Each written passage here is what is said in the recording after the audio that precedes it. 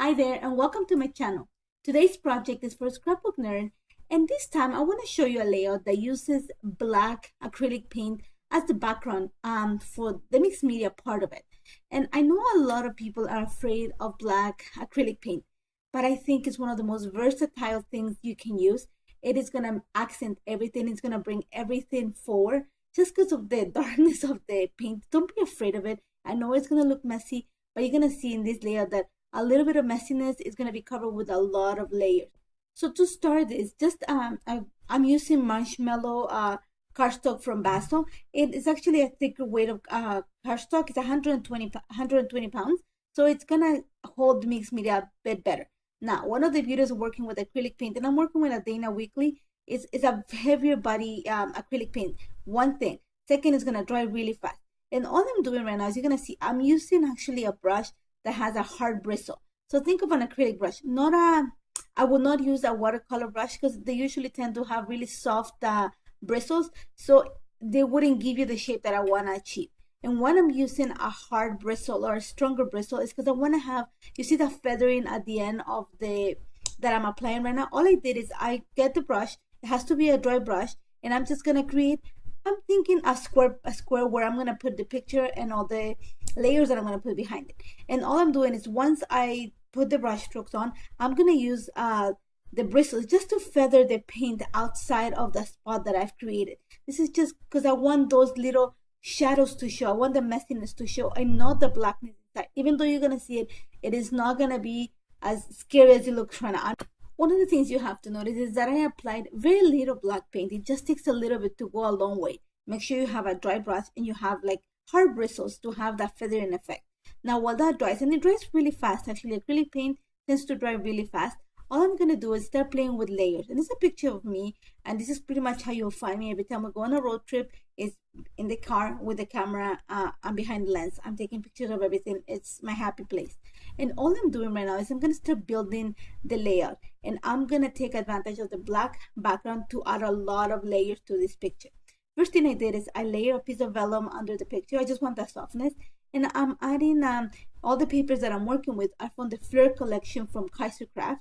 And I'm just going to play with the papers. Just I'm adding dimension. I don't think you see it in the camera, but I added a bit of foam adhesive in between the picture and the layers. And after that, all I'm doing right now is playing with the ephemera. My idea is to create think of a diagonal. I'm going to put all the embellishments in a diagonal. So I'm starting with the top left corner, and I'm taking advantage of a lot of the ephemera that comes with the collection. Now, I know it looks scary, and a lot of you are going to be, I think, a little bit afraid of using the black paint. But just think about it. When you went to school, there was a blackboard, and everything that got written on the blackboard actually popped. And think this is the same way here. I'm using that little bit of paint just to make everything pop. And you're going to see at the end that you're able to see all the layers. Everything stands out. You can even see the dimension that I'm adding through the foam adhesive. And all I'm doing right now, as you can see, is I'm just playing with the papers, just adding layers. And there's at least 4 or 5 layers of paper, and you're going to see them all because I'm going to add also some ephemera along the way just to separate the layers. And I'm going to add also foam adhesive in between the layers just to give it the lift and the play on the shadow. Now, I know that, like I mentioned before, I know that a lot of you are going to be like, it's really messy, but you're going to see that once you put it on, a lot of the blackness of the acrylic paint gets covered by the picture. And if I had worked this same layout without adding the background, I think I would have lost a lot of the details, and it would just be, it wouldn't be popping as much. Now you're going to see that what I'm going to do right now, like you see, I'm adding some foam adhesive, and I'm going to add flowers because if you see my work, then you know that I love florals. And this collection has some beautiful florals. I think the colors can go easily from a spring to a fall collection. Beautiful, beautiful collection. So all I'm doing right now is building, like I'm adding onto the cluster using the flowers. You're going to see that I bring a few of the stickers and some hearts, and I'm going to add little pieces like look like washi tape. Just I'm adding a lot of layers. I want all these layers are going to pop because of the background. Now I need to add leaves, and since the collection has all those dark like green leaves in the die cut frame, I'm going to bring a little bit of that mustardy color in some of the leaves in the collection. So I'm going to fussy cut some of the paper.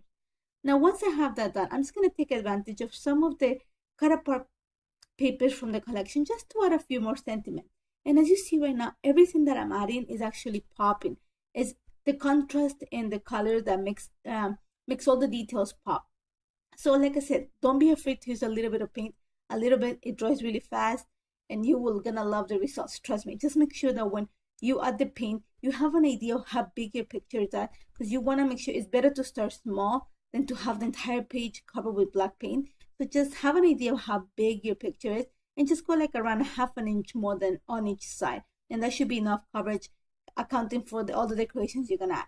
Now what I'm doing right now is the layout is already like the top of the picture is really heavy on the top left corner, so I'm gonna build a little bit more on the bottom. And this is what I'm saying, I made sure that I sized. I knew that I was gonna add some decorations at the bottom right corner, of the picture.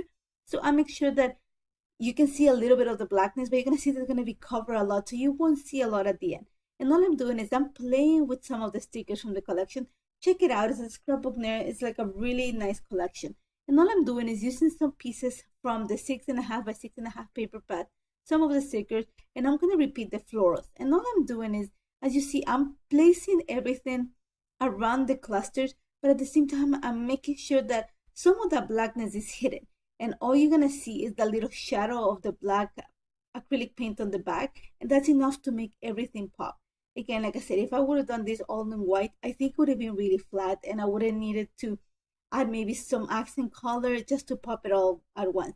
And you can see that I'm just playing with like the major colors you're gonna see is that green and that peach, really light pink, and the mustard pops, and everything is popping because of the background. So try it.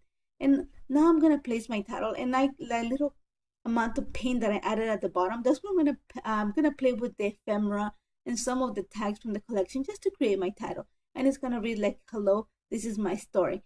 And once I have that done, you're gonna see that I'm adding some foam adhesive. I'm gonna pop the tag, and I'm also gonna pop the sticker that says this is my story, and it comes from the sticker sheet that comes in the collection. And that's pretty much it.